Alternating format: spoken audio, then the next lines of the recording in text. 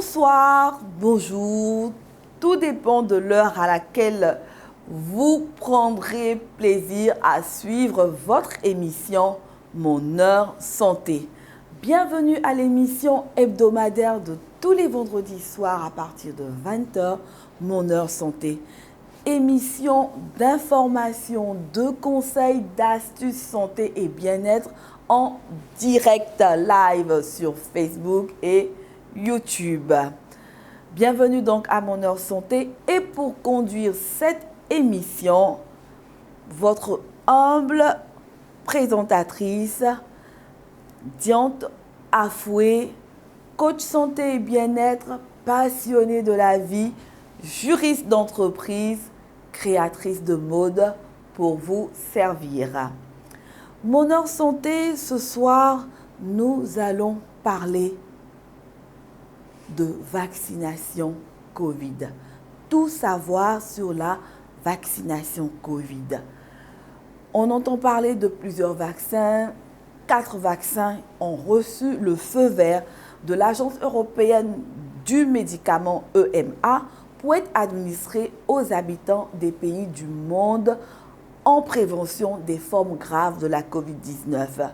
Vous avez entendu du vaccin Pfizer-BioNTech, premier à avoir été validé le 27 décembre 2020, ensuite celui de Moderna, l'AstraZeneca et le Johnson & Johnson.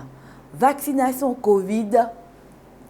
Avant de pouvoir me tenir là et de vous parler de vaccination, j'ai jugé utile que pour être crédible, il fallait que moi-même, en premier, je passe à l'action.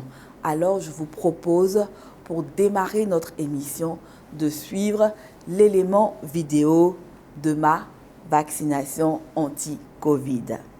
Bonjour. Alors, ce matin, je fais cette petite vidéo pour vous sensibiliser à la vaccination du Covid. Parlons donc du sujet de santé avec vous. J'ai estimé que c'était important que moi-même je donne l'exemple. Beaucoup de questions sur le sujet, beaucoup d'appréhensions sur le sujet. Alors, il faut bien qu'on le fasse. Qu'on le veuille, qu'on ne le veuille pas, qu'on en doute, qu'on n'en doute pas. La Covid est réelle et elle fait beaucoup de morts. Il ne faut pas que nous soyons les vecteurs de propagation de cette pandémie. Le vaccin est disponible. L'État fait beaucoup d'efforts pour mettre à disposition de façon gratuite le vaccin. Pour l'instant, c'est sponsorisé, donc c'est gratuit.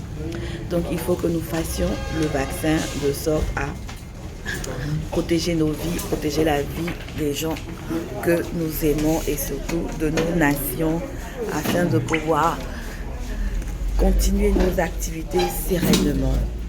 Alors ce matin, je suis là dans le cadre de la vaccination. Je vais faire le vaccin et puis vous verrez, tout se passera bien. Je partagerai la vidéo avec vous et j'espère que ça vous encouragera vous aussi à vous faire vacciner. Alors la séance de vaccination est organisée par mon entreprise, l'entreprise dans laquelle je travaille, qui est une entreprise de l'État. Donc merci à mon entreprise, Port Autonome d'Abidjan, qui prend soin de ses agents, qui veille à notre bien-être. Et pour la vaccination, pour la Covid, il est recommandé interdiction de boire pour quelqu'un qui a bu de l'alcool. Vous ne pourrez pas faire le vaccin. Donc, venir dans une condition complètement saine, sans alcool, 0 alcool, pour pouvoir faire le vaccin. Et là, on nous a remis des plaquettes de paracétamol. Voilà, c'est de la paracétamol, 4 comprimés de paracétamol qu'on devra prendre au cas où, après le vaccin, on fait un peu de fièvre. Mais je vous rassure, c'est rien de nouveau puisque pour n'importe quel vaccin, même pour les enfants, parfois certaines personnes font un peu de fièvre.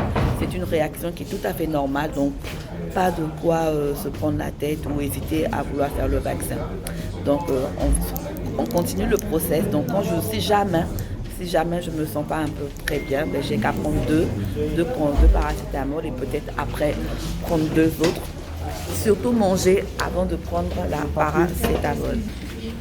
Donc désolé pour la qualité de la vidéo. Donc voici la fiche, le formulaire de vaccination ciblé anti-Covid que j'ai rempli.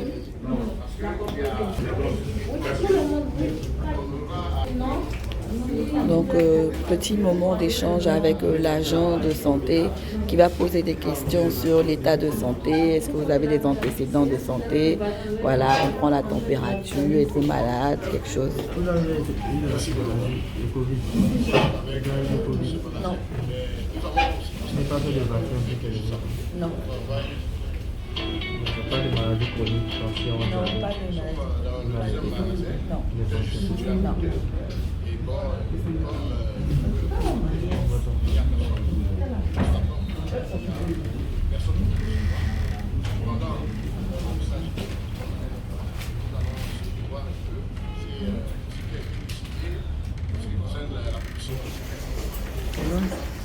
On y est pour la vaccination.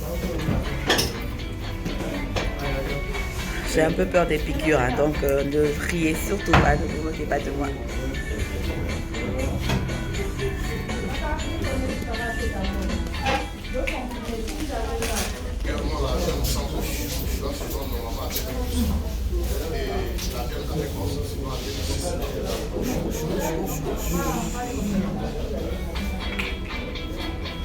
Alors, vaccin Covid.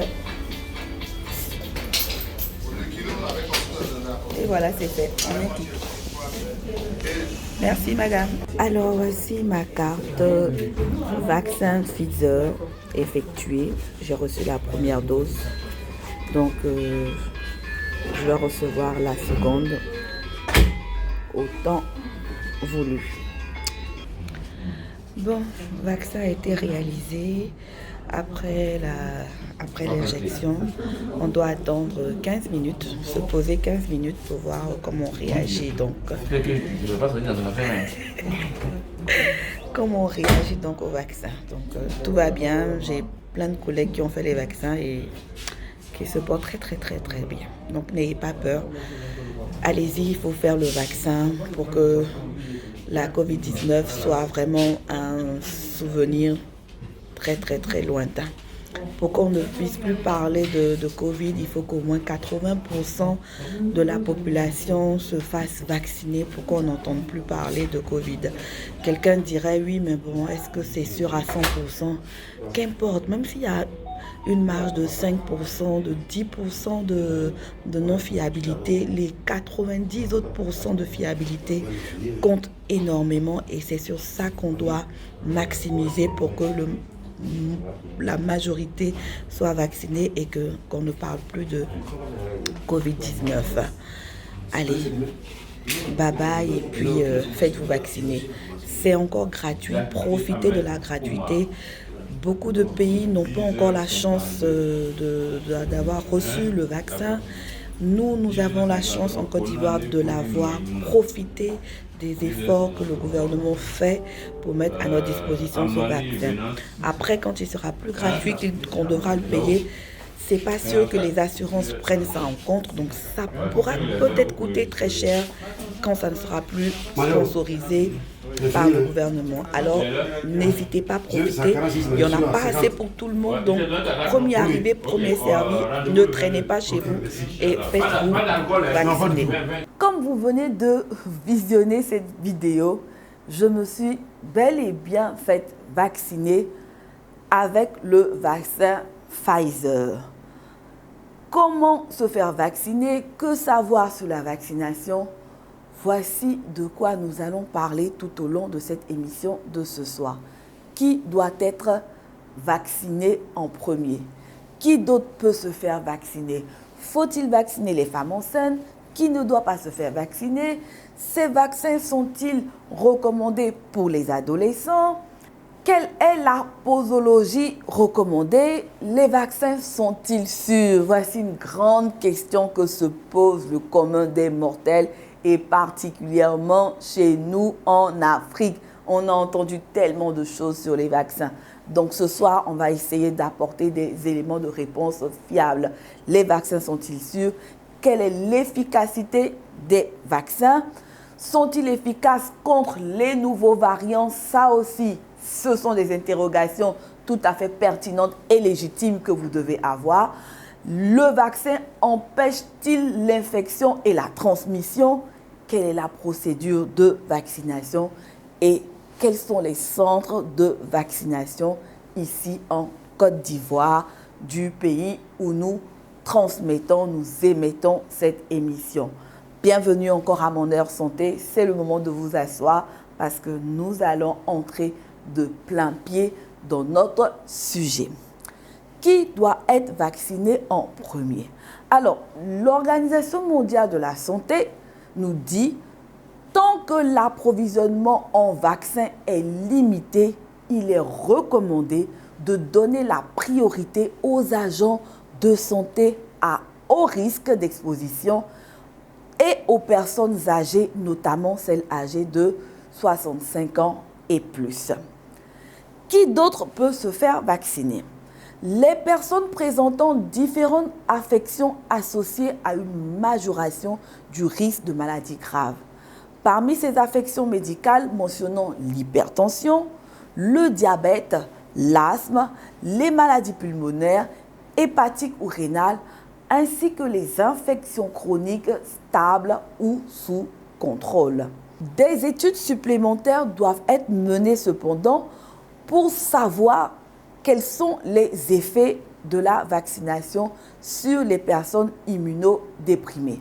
À cet égard d'ailleurs, la recommandation provisoire est que les personnes immunodéprimées appartenant à un groupe qu'il est recommandé de vacciner puissent l'être, mais si possible après avoir reçu des informations et des conseils. Une personne immunodéprimée, c'est tout simplement une personne dont le système immunitaire n'est plus capable de faire face aux attaques d'agents pathogènes comme les bactéries, les virus et tout ça. Donc c'est ça une personne immunodéprimée. Le système immunitaire est défaillant, quasi nul. Les personnes vivant avec le VIH risquent davantage de développer une forme grave de la COVID-19. Des données d'innocuité limitée issues d'essais cliniques existent sur les personnes infectées par le VIH dont la maladie est bien contrôlée. Les bénéficiaires du vaccin dont on sait qu'ils sont positifs pour le VIH devraient recevoir des informations et, si possible, des conseils en rapport avec les données disponibles. La vaccination peut être proposée aux personnes qui ont déjà eu la COVID-19.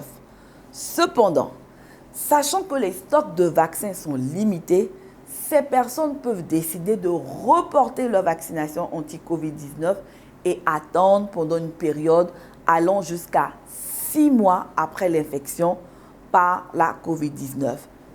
Je résume ce passage. Tout simplement vous dire, quelqu'un qui a déjà fait la COVID-19 doit attendre 6 mois à compter de sa guérison avant de pouvoir se faire vacciner. Faut-il vacciner les femmes enceintes? La grossesse expose les femmes à un risque plus élevé de formes graves de la COVID-19. Nous en avons parlé au cours d'une émission, mais on dispose de très peu de données pour évaluer la sécurité du vaccin pendant la grossesse.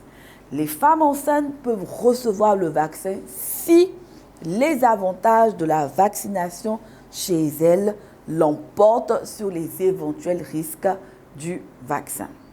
Ainsi, les femmes enceintes à haut risque d'exposition à la COVID-19, par exemple les femmes enceintes qui travaillent en milieu hospitalier ou encore présentant des comorbidités qui augmentent le risque de développer une forme sévère de la maladie, peuvent être vaccinées en concertation avec leurs soignants, c'est-à-dire leurs médecins. Qui ne doit pas se faire vacciner? Eh bien, ce sont les personnes ayant des antécédents de réactions allergiques graves à l'un des composants du vaccin qui ne doivent pas se faire vacciner. Il n'existe actuellement aucune donnée relative à l'efficacité ou à l'innocuité du vaccin pour les enfants âgés de moins de 12 ans. Tant que ces données ne seront pas disponibles, il ne doit pas y avoir de vaccination systématique des enfants âgés de moins de 12 ans. Les vaccins sont-ils recommandés pour nos adolescents, nos petits diables, je plaisante, pour nos beaux anges, les adolescents?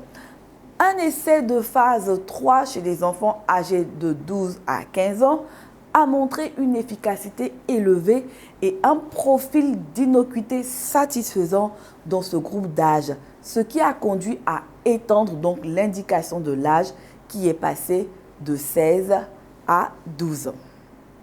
Les données indiquent que les adolescents, en particulier les plus âgés, sont aussi susceptibles de transmettre la COVID-19 que les adultes.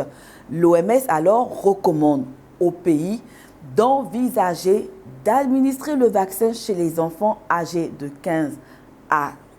12 à 15 ans uniquement lorsqu'une couverture vaccinale élevée avec 2 injections est atteinte dans les groupes hautement prioritaires qui ont été identifiés dans la feuille de route de l'OMS pour l'établissement des priorités. Alors, je vais un peu mieux expliquer ce que je viens de dire. On parle de priorité, vacciner les personnes prioritaires avant les enfants, tout simplement parce que, en ce moment, les gouvernements n'ont pas encore suffisamment produit ou les fabricants ne produisent pas en ce moment des vaccins en quantité suffisante pour la population mondiale. Et tous les pays, même certains pays n'ont même encore reçu aucun vaccin, par faute de moyens, par l'indisponibilité même du mécanisme d'approvisionnement du vaccin. Même les États dits avancés n'ont pas encore les vaccins pour toute leur population. Alors, l'OMS a fait une classification. On va mettre en priorité les personnes qui sont plus en danger, qui vont recevoir d'abord les vaccins et ensuite on pourra vacciner les personnes qui sont de moins en moins à risque.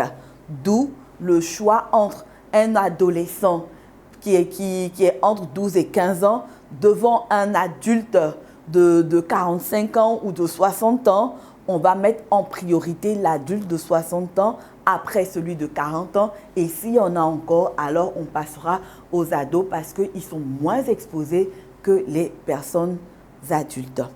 Les enfants âgés de 12 à 15 ans présentant des comorbidités qui les exposent à un risque significativement plus élevé de développer une forme grave de la COVID-19, ainsi que d'autres groupes à haut risque peuvent donc se voir proposer la vaccination. Quelle est la posologie recommandée? Un effet protecteur commence à apparaître 12 jours après la première injection. Mais 2 injections sont nécessaires pour assurer une protection complète et l'OMS recommande de les espacer de 21 à 28 jours. Donc, la première dose, entre la première dose et la seconde dose, on doit laisser 21 à 28 jours. Des recherches supplémentaires sont nécessaires pour comprendre la protection potentielle à plus long terme obtenue après l'administration d'une seule dose. Il est actuellement recommandé d'utiliser le même produit pour les 2 injections. Il est recommandé, je reprends, d'utiliser le même produit pour les 2 injections. En l'entame de cette émission, nous avons cité 4 vaccins qui sont sur le marché en ce moment. Alors, moi, j'ai fait le vaccin, la première dose du Pfizer. La deuxième dose que je vais devoir faire, ce sera absolument et obligatoirement Pfizer. Je ne vais pas aller faire une deuxième dose de AstraZeneca. Non. Quand on a commencé avec l'AstraZeneca, on termine les autres doses avec AstraZeneca. La question cruciale qui crépite depuis dans le chat, c'est Les vaccins sont-ils sûrs? Les vaccins sont-ils sûrs? Point d'interrogation. Eh bien, on va apporter une réponse à cette interrogation. L'Organisation mondiale de la santé, l'OMS, qui est notre référent, dit que les vaccins sont largement considérés comme l'une des plus grandes réalisations médicales du monde moderne. Les vaccins permettent d'éviter 2 à 3 millions de décès chaque année et de prévenir 20 maladies. Alors là, on parle de vaccins de façon générale. Je ne suis pas en train de parler de façon spécifique du vaccin contre la COVID. Le vaccin en lui-même est une innovation médicale qui permet de sauver, d'empêcher 2 à 3 millions de morts. Donc ça, c'est de façon générale l'efficacité de ce qu'on appelle du produit appelé vaccin. Le CDC, c'est-à-dire Centre pour le contrôle et la prévention des maladies, affirme qu'ils sont rigoureusement testés. Tous les vaccins, sans aucune exception, sont rigoureusement testés avant d'être mis sur le marché. En étant d'abord testés en laboratoire et sur des animaux avant d'être soumis à des essais cliniques impliquant des personnes et finalement approuvés par les autorités sanitaires. Il existe des risques, mais comme pour tous les médicaments, ils sont souvent bien plus importants que les avantages. Ce que je viens de décrire est le process normal de tout vaccin. Alors, je reprends. Pour qu'un vaccin puisse sortir, qu'importe le vaccin, le nom qu'on va adjoindre à ce vaccin, que ce soit la rougeole, que ce soit la variole, que ce soit la grippe, que ce soit la COVID-19, n'importe quel vaccin doit obéir au process que je viens de décrire. C'est-à-dire que le vaccin doit être testé. Le vaccin doit être testé avant d'être mis sur le marché. Il est testé en laboratoire d'abord. Il est testé ensuite en laboratoire toujours sur des animaux. Lorsqu'on a vu maintenant qu'on a de bons résultats sur une certaine durée, ensuite on va soumettre maintenant ce vaccin-là à un essai clinique sur l'être humain. Lorsqu'on a les résultats maintenant, on fait approuver par les autorités sanitaires ce vaccin. C'est lorsque les autorités sanitaires mondiales indiquées valides que ce vaccin-là est mis maintenant à disposition des populations. Est-ce qu'il y a un risque zéro? Il n'y a pas de risque zéro. Pour aucun vaccin. Vous avez fait vacciner vos enfants depuis qu'ils sont petits. Les vaccins anti-polio, tout ce que vous avez administré chaque mois, les mamans suivent, les papas même suivent. Est-ce que tu allais faire le vaccin? Est-ce que tu allais faire le rappel? Fièvre typhoïde, anti-palu, tous les vaccins que vous faites pour voyager de façon générale, tous ces vaccins-là ont des risques. Autant même pour les médicaments, il n'y a aucun médicament qui n'a pas d'effet secondaire. Donc cette marge d'effet secondaire, cette marge de risque, elle est valable pour tous les vaccins, pour tous les médicaments. Mais fort heureusement, le taux de risque, le taux d'effet secondaire reste minime par rapport au taux d'avantage que va produire l'administration d'un vaccin ou même l'absorption d'un médicament. Quelle est l'efficacité des vaccins? En ce qui concerne les vaccins liés au Covid, les vaccins donc anti-Covid, premier testé efficace, le vaccin Pfizer de l'Institut Biotech. Taux d'efficacité global révélé lors des essais cliniques de phase 3, le Pfizer, celui que j'ai fait, affiche un taux d'efficacité de 95%. Et là, on dit waouh. Second vaccin dans la liste, le vaccin Moderna, qui affiche un taux d'efficacité global révélé lors des essais cliniques de phase 3, 90%. Troisième en liste, le vaccin AstraZeneca affiche un taux d'efficacité entre 60 et 70%. Et le quatrième sur ma liste, le vaccin Johnson & Johnson affiche un taux d'efficacité global de 67%. Efficace sur quoi exactement? On peut se poser la question. Eh bien, tout simplement, les résultats des études cliniques des candidats vaccins semblent converger pour démontrer un fait principal. La vaccination permet de réduire massivement la mortalité due au virus et à ses formes graves. Indiquant aussi le ministère de la Santé en France. L'efficacité principale du vaccin recherché est la protection du risque de formes graves de la COVID-19.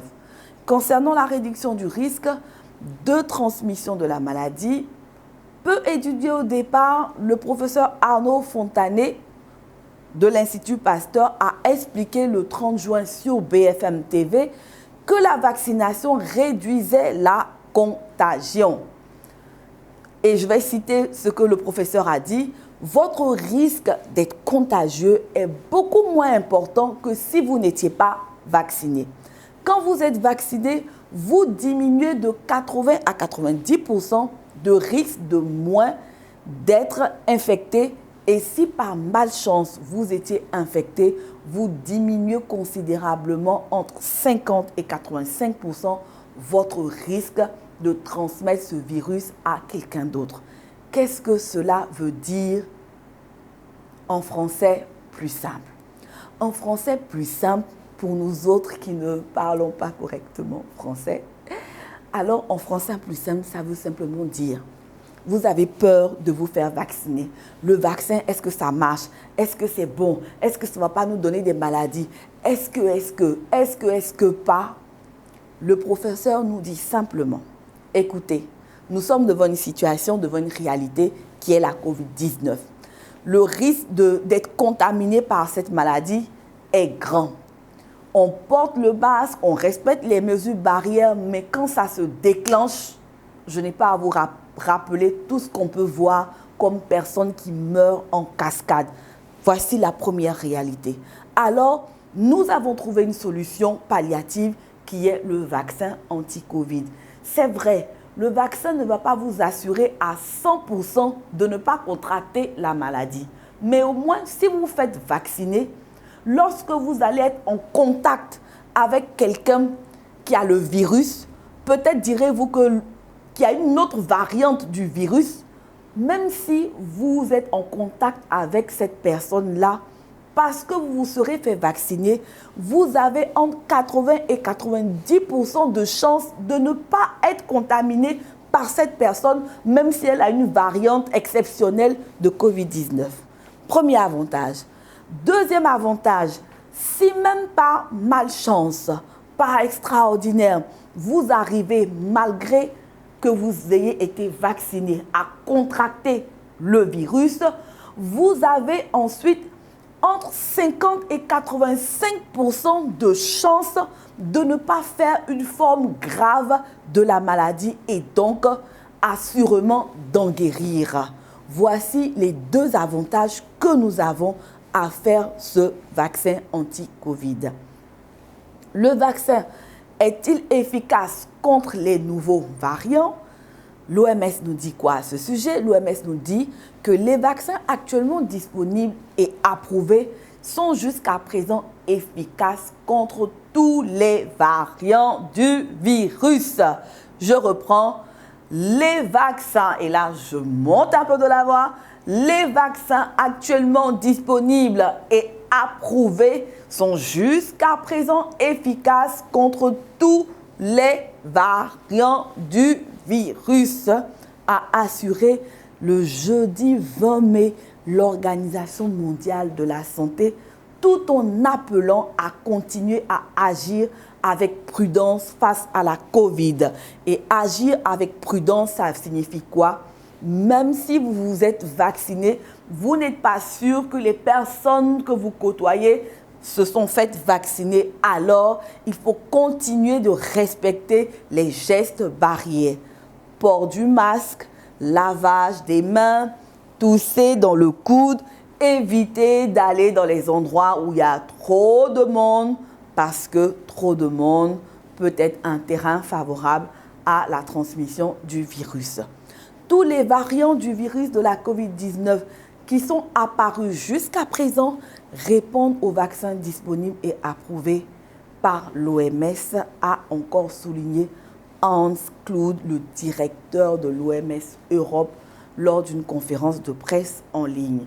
Tout ceci, toutes ces informations avec les noms, je vous les donne pour que vous aussi, vous puissiez chercher et confirmer les informations que je vous donne afin d'être rassuré. Ce n'est pas moi qui le dis, moi je suis simplement coach bien-être et santé.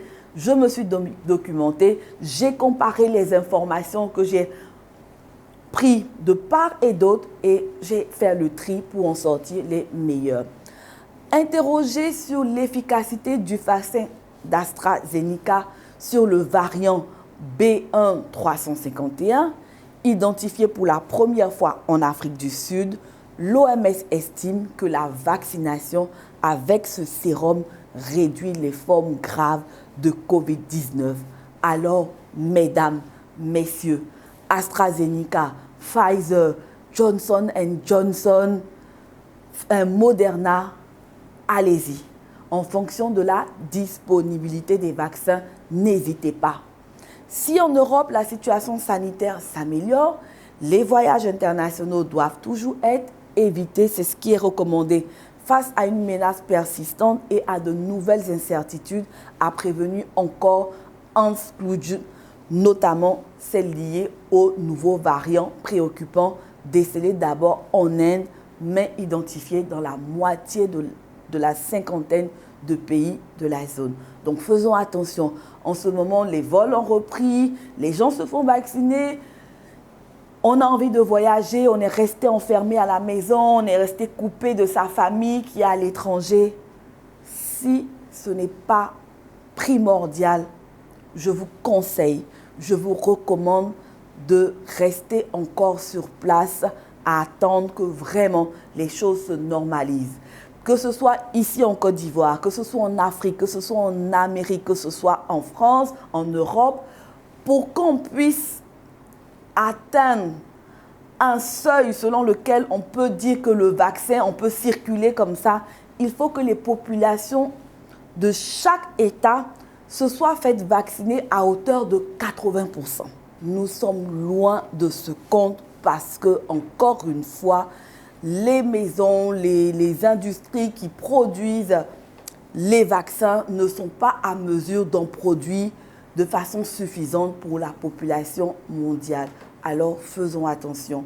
Si nos déplacements ne sont pas obligatoires, primordiaux, utiles, c'est mieux de patienter encore tranquillement dans son pays avant de pouvoir effectuer des déplacements long courrier.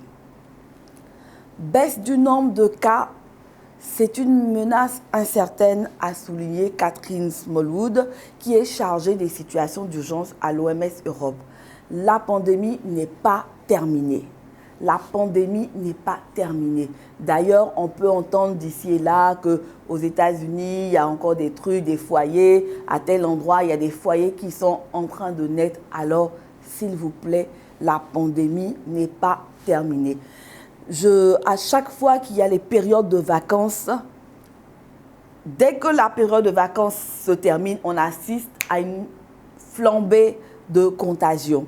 On l'a remarqué après les fêtes de Noël, avant la fête de Noël, l'été d'avant. Donc, tout le monde voyage, on se déplace d'un pays à un autre pour venir voir la famille. Et puis, voilà, patatras, on ne respecte pas les gestes barrières. Et puis, après les vacances, la maladie. Donc, la pandémie n'est pas terminée, s'il vous plaît.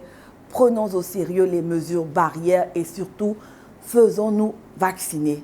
Phénomène courant et majoritairement bénin, les variants peuvent devenir dangereux s'ils modifient le comportement du virus. Alors, s'il vous plaît, faisons attention. Empêchent-ils l'infection et la transmission, les vaccins? Bonne nouvelle, la bonne nouvelle s'accumule sur le front de l'efficacité vaccinale.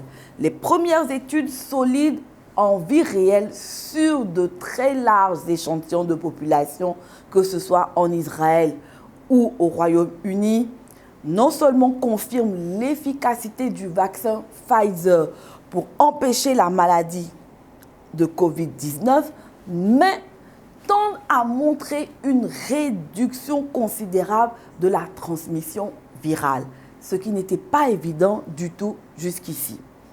En effet, rares sont les vaccins dits stérilisants qui empêchent totalement à un virus de pénétrer un organisme vacciné. C'est le cas de ceux contre la variole et la rougeole. Mais pour la plupart des autres maladies, si les vaccins protègent très efficacement contre l'apparition de symptômes et des formes graves en particulier, ils ne garantissent pas l'absence d'infection asymptomatique. Autrement dit, une personne vaccinée peut se retrouver porteur, mais porteur sain du virus ou de la bactérie et participer ainsi à la transmission. Ça veut dire quoi? Je suis vacciné contre la COVID-19, j'ai fait le vaccin Pfizer, donc je peux contracter la maladie, je peux contracter le virus de la COVID-19, mais je ne vais pas faire la maladie. C'est ce qu'on appelle être un porteur sain ou encore un porteur asymptomatique. Voilà, je n'aurai pas je ferai pas la maladie, je n'aurai pas de symptômes. Mais le virus étant en moi, la vaccination ne va pas forcément empêcher que je puisse transmettre le virus à quelqu'un qui est à côté de moi qui n'est pas vacciné. D'où, gardons nos positions actuelles et continuons en plus de la vaccination à respecter les gestes barrières. Savoir dans quelle proportion les vaccins contre la COVID permettent de réduire les transmissions est un autre aspect de l'efficacité vaccinale déterminant pour mettre fin à la pandémie.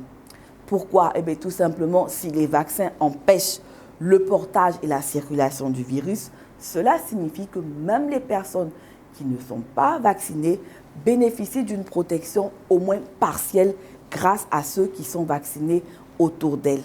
Ainsi donc, le taux de vaccination nécessaire pour atteindre l'immunité collective dépend aussi de cette réduction des transmissions. Alors je pense que les industries, les chimistes et tout sont encore à pied d'œuvre. Une réduction des transmissions de 75 à 90% est possible. Eh bien, en Israël, la campagne de vaccination Éclair a fait du pays une cohorte géante comptant déjà 80% de vaccinés chez les plus de 60 ans, 40% des 9 millions d'habitants en tout. Une série d'études suggère ainsi une grande efficacité du vaccin ARN de Pfizer contre la transmission du virus. À commencer par l'analyse des données d'une étude menée par le ministère israélien de la Santé et Pfizer, qui révèle que le vaccin empêche non seulement 93,7% des cas symptomatiques, mais diminuerait aussi le risque d'infection asymptomatique de 89,4% une fois les 2 doses reçues. C'est la première indication concrète que le vaccin réduit considérablement la circulation du virus. Si ces résultats encore en pré-publication doivent être confirmés, une autre étude publiée, je crois, le 24 février 2021 dans le New England Journal of Medicine, vient accréditer cette bonne nouvelle. Conduite sur près de 1,2 million de personnes dont la moitié a été vaccinée, l'étude confirme une protection de 94% contre les formes symptomatiques de la maladie. Surtout, elle offre une première estimation de l'efficacité du vaccin contre les infections asymptomatiques à hauteur de 90% à partir du 7e jour après la seconde dose du vaccin. Tous ces éléments-là, avec les chiffres et les sources que j'ai données, tout ça pour vous fortifier, pour vous encourager à aller vous faire vacciner. C'est important. Laissez tomber les rideaux de peur, laissez tomber les murs de peur, laissez tomber les montagnes de peur, de doute, de questionnement. S'il vous plaît, faites-vous vacciner. Qu'avez-vous à craindre? Quel risque courez-vous? Faites-vous vacciner. Faisons confiance à Dieu qui a donné l'intelligence aux hommes de pouvoir mettre en place ce vaccin. Il y a des maladies pour lesquelles il n'y a pas encore de vaccin. Jusqu'à présent, pourtant ce sont de vieilles maladies. Y a-t-il un vaccin contre le cancer du sein? Y a-t-il un vaccin contre le cancer du poumon? Y a-t-il un vaccin contre les rhumatismes? Y a-t-il un vaccin contre l'asthme? Y a-t-il un vaccin contre le VIH-Sida? Autant de maladies qui tuent, qui déciment les populations. Y a-t-il un vaccin anti-palu? Autant de maladies qui déciment les populations depuis des décennies et on n'a pas encore trouvé les vaccins adéquats. Si Dieu a permis, a donné cette intelligence-là pour trouver un vaccin, au-delà de nos questionnements, au-delà de nos doutes, avec toutes les informations qu'on peut avoir aujourd'hui et qui sont des informations fiables, s'il vous plaît, brisons la glace et faisons-nous vacciner pour notre bien-être, pour le bien-être de ceux qui sont autour de nous et surtout parce que chacun d'entre nous doit prendre l'engagement de dire la COVID-19 ne passera pas par moi. Quelle est la procédure donc de vaccination? C'est vrai que vous l'avez vu en image vidéo à l'entame de cette émission. Je vais essayer de la résumer pour que tout le monde comprenne le processus de vaccination. D'abord, il est interdit de boire par mesure de sécurité au moins 24 heures avant de venir se faire vacciner. Il est aussi recommandé de ne pas boire après 24 heures après la vaccination aussi. Donc, première chose, voici dans quelle disposition il faut être avant de venir prétendre recevoir le vaccin de la COVID-19, ne pas boire, avoir 0% d'alcool dans son sang dans un délai de 24 heures avant la vaccination. Ensuite, il faut vous rendre dans un centre de vaccination dédié. Dès que je finis la procédure, je vais vous donner les différents centres de vaccination qui sont dédiés. Une fois sur place, on va vous faire remplir une fiche d'identification comme celle que j'ai présentée dans la vidéo. Vous allez mettre vos coordonnées, votre nom, numéro de téléphone, blablabla, blablabla. Ensuite, évidemment, vous allez vous asseoir, vous allez faire la queue comme tout le monde et attendre gentiment votre tour. Moi, j'ai eu la chance de ne pas attendre longtemps parce que c'est mon entreprise qui a favorisé le déplacement des agents de santé jusque chez nous. Donc, il n'y a pas eu de bousculade. Le temps d'attente était relativement court. Mais si vous partez dans les centres dédiés, si réellement cette émission porte ses fruits, de même que toutes les campagnes de sensibilisation, évidemment, il y aura de l'abondance dans les centres de vaccination. Mais s'il vous plaît, soyez patients parce que nous sommes des patients. Soyez patients, faites la queue comme tout le monde et votre tour arrivera pour vous faire vacciner. Lorsque vous entrez, vous allez être en contact avec l'agent de santé qui va procéder à un questionnement. Est-ce que vous êtes allergique à telle chose? Parce qu'on a vu que les personnes qui sont allergiques aux composants du vaccin ne doivent pas se faire vacciner. Donc, l'agent de santé va vous poser certaines questions. Est-ce que vous êtes allergique à temps? Est-ce que vous avez l'hypertension? Est-ce que vous avez le diabète? En fait, il va vous poser une série de questions pour être sûr que vous êtes apte à pouvoir vous faire vacciner. Une fois la série de questions terminée et que l'agent conclut que vous êtes apte à aller vous faire vacciner, eh bien, vous partez recevoir le vaccin à proprement dit. Comme vous avez vu sur la vidéo, moi, j'ai peur des injections, mais bon, j'ai même pas senti, mais la peur de l'injection, j'ai fait plein de grimaces, mais c'est vraiment, comme on dit, en un clic, ça fait pas mal du tout. Quand vous finissez de recevoir le vaccin, on vous demande de vous asseoir pendant 15 minutes pour voir comment le vaccin réagit à l'intérieur de vous. Et au bout de 15 minutes, s'il n'y a pas de signe particulier, on vous remet votre carton, celui que j'ai montré en image. Et donc, quand vous finissez votre temps de 15 minutes, eh bien, on vous remettra ce carton-là sur lequel est marqué le nom du vaccin que vous venez de recevoir, la date et tout, votre nom, votre date de naissance et la date voilà, de la première dose, le numéro du lot du vaccin qui a été utilisé, le lieu de vaccination et la date de la seconde dose. Alors moi, j'ai fait le vaccin le 1er juillet et je dois retourner faire la deuxième dose le 22 juillet. En ce qui concerne le vaccin Pfizer, il y a 2 doses qui sont recommandées et c'est au bout de ces 2 doses-là qu'on peut véritablement atteindre le taux de protection qui varie entre 90 et 95% de protection. Après, est-ce que j'ai pas senti je me suis pas sentie mal et tout. Quand on a fini la vaccination, que j'ai attendu les 15 minutes, tout allait bien. Mais quand je me suis levée, le temps de me lever et de sortir de la salle, j'ai eu comme un léger vertige, une légère sensation de vertige. Je me suis assise, je me suis dit, ah, c'est quoi ce truc-là?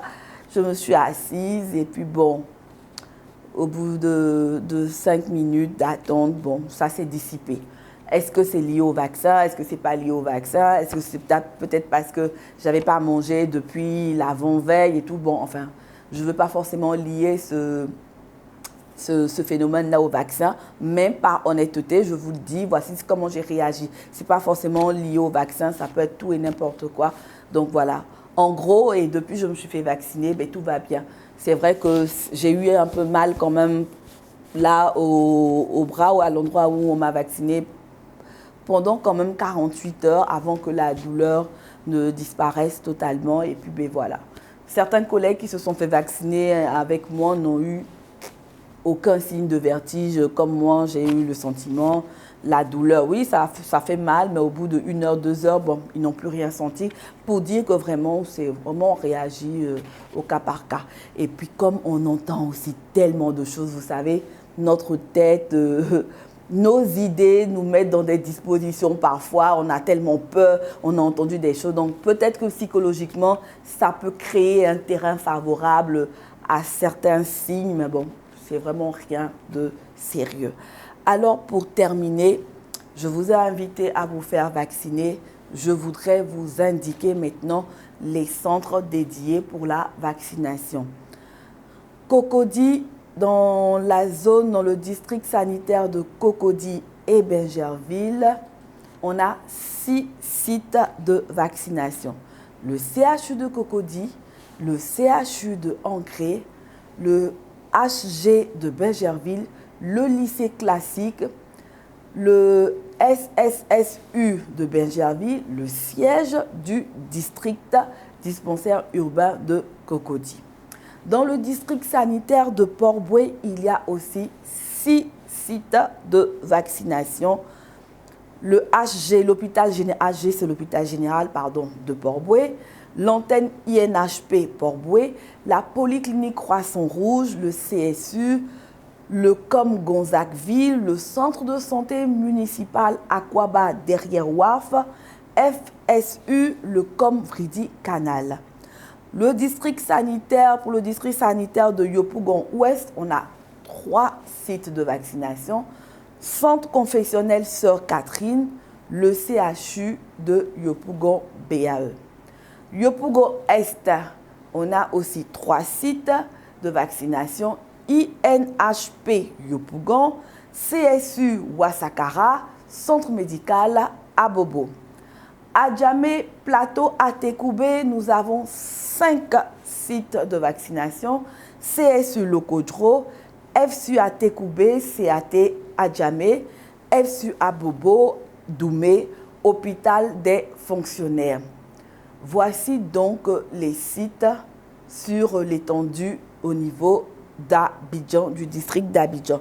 Alors, le temps de finaliser l'émission, je n'avais pas encore les centres de vaccination au niveau de l'intérieur du pays, mais je m'engage à vous procurer les formations, à faire une créa à partager pour que vous ayez aussi l'information sur les centres dédiés au niveau de l'intérieur du pays.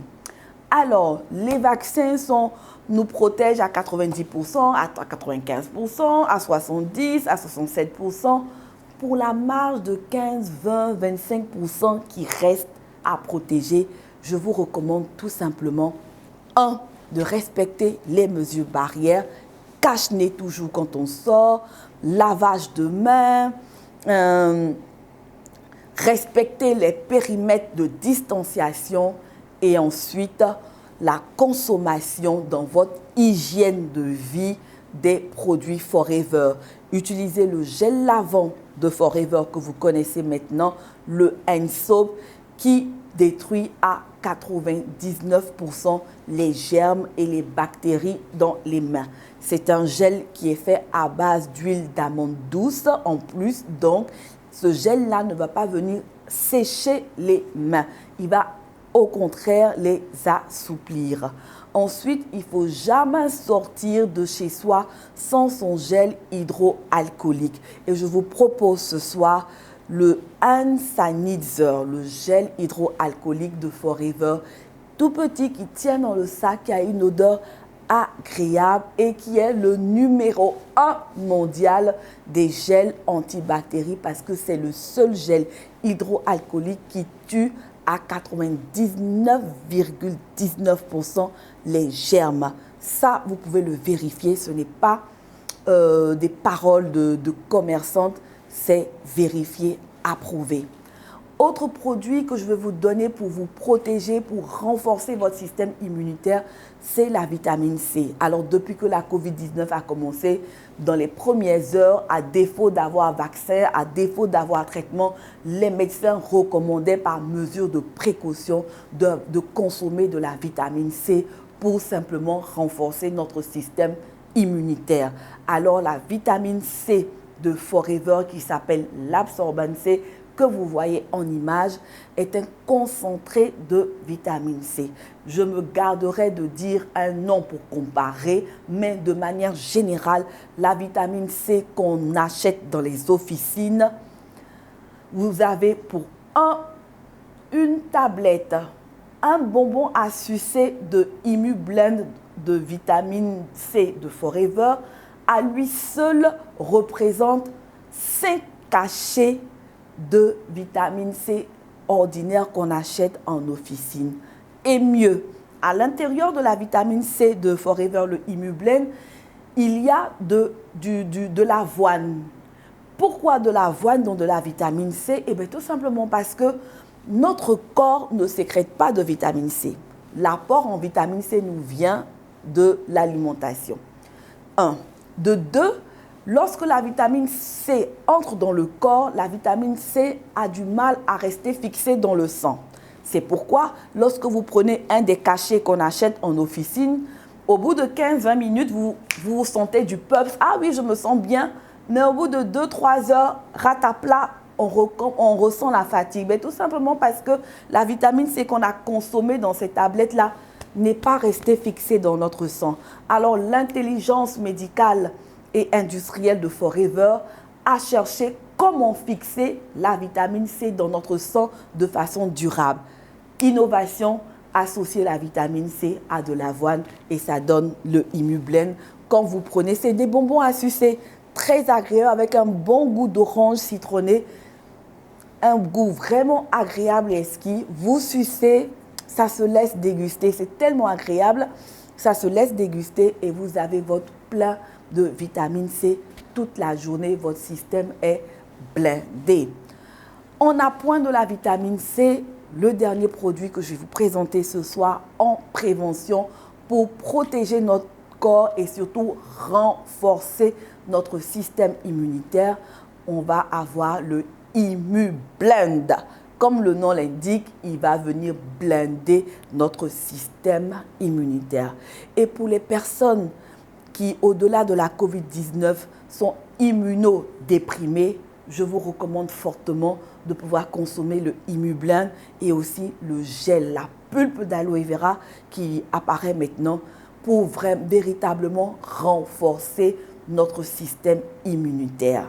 Voici les quelques produits que je voudrais vous présenter ce soir pour donc venir en appoint de la vaccination, venir à titre préventif pour nous protéger, blinder, renforcer et booster surtout notre système immunitaire. Pour clore mon propos, c'est vrai, nous sommes à la fin de notre émission. Quand ça finit, je peine à pouvoir lâcher le micro, mais je ne vais pas prendre plus de temps que vous m'aviez accordé un vendredi soir. C'est précieux. D'ailleurs, je suis habillée assez fun ce soir parce que j'ai forcément un programme qui m'attend après l'émission. Donc, je sais que comme moi, vous êtes pressés aussi que ça finisse, même si les informations sont capitales pour pouvoir passer à la suite du programme. Le week-end s'annonce, on va dire, chaud. Je voudrais clore mon propos donc en vous disant que les produits de Forever Living Product ne sont pas des médicaments, mais des compléments nutritionnels et ne peuvent en aucun cas remplacer un traitement médical.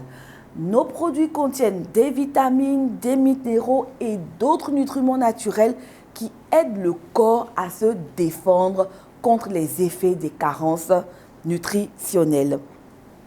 Comment commander nos produits Forever? Tout simplement, vous n'avez qu'à suivre cette procédure-là. Contactez-moi en inbox. Laissez-moi un message en commentaire de cette vidéo, de cette émission. Ou bien tout simplement, contactez-moi sur mon numéro WhatsApp 07 49 49 22 72. Pour les personnes qui appellent au-delà de nos frontières ivoiriennes, vous faites l'indicatif plus 225 07 49 49 22 72. Et si vous voulez obtenir aussi un conseil personnalisé, n'hésitez pas, votre coach bien-être et santé est à votre disposition. Si l'émission vous a plu, n'hésitez pas à la partager et à vous abonner à notre page Facebook Build by Didi et aussi à la page Coach Didi sur YouTube, d'où nous retransmettons en direct cette émission Mon Heure Santé. Si vous avez des challenges de forme comme ceux que nous venons de faire précédemment, si vous avez des challenges de forme, ça ne veut pas dire tout de suite perdre des kilos ou en gagner, mais simplement se sentir bien, avoir une meilleure hygiène alimentaire, sortir des petits bobos qui nous handicapent par-ci, par-là, avoir simplement une meilleure santé. Je me fais fort de vous accompagner avec des programmes nutritionnels bien conçus pour effectuer un changement qualitatif de vie. Et si vous aussi, vous voulez devenir peut-être businessman, entrepreneur en distribuant les produits Forever, n'hésitez pas à me laisser un message ou à me contacter encore une fois au 07 49 49 22 72 pour l'étranger, plus 225 07 49 49 22 72. C'était votre coach bien-être et santé, Afoué. J'ai pris plaisir à partager avec vous ce temps d'émission. Excellent week-end à vous et à vendredi prochain. On se vaccine, on porte les masques, on lave les mains, on respecte la distanciation et on tousse ou on éternue dans le coude. Bye bye. Dieu nous garde.